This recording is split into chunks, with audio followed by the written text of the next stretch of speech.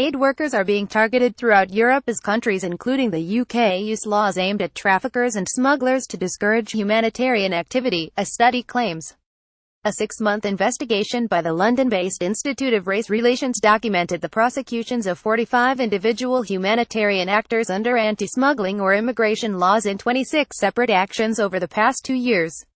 Examples include a 25-year-old British volunteer with a refugee support group, who last January sought to bring an Albanian mother and 2 children to the UK in the boot of her car so they could join their husband and father.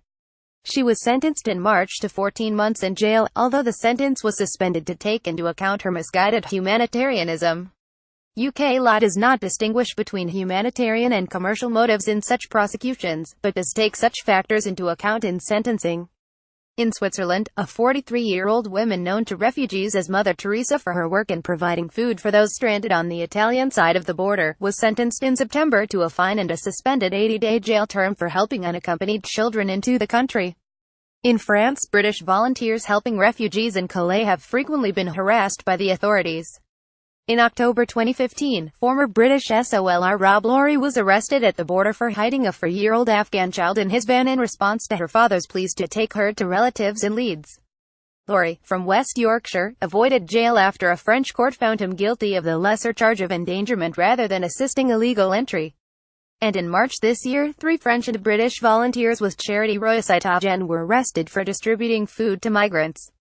The 68-page IRR report chronicles a culture of criminalization in which volunteers for charities and aid groups, attempting to fill the gaps in state provision, are targeted for providing food, shelter and clean water to migrants in informal encampments or on streets.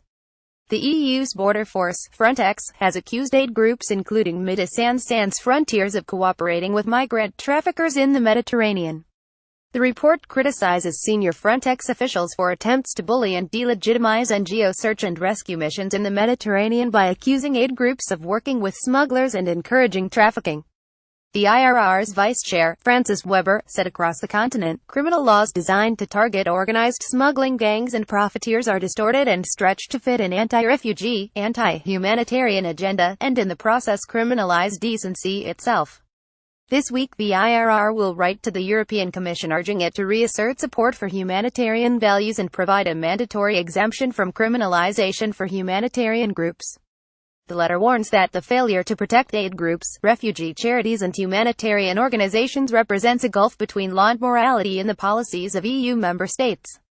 The letter, addressed to the EC's Migration Commissioner, states that national authorities are being allowed to harass, impede and prosecute individuals attempting to help some of the most vulnerable people in European society. The group says such criticism has emboldened far-right activists behind the high-profile sea campaign to disrupt vessels attempting to assist refugees in the Mediterranean.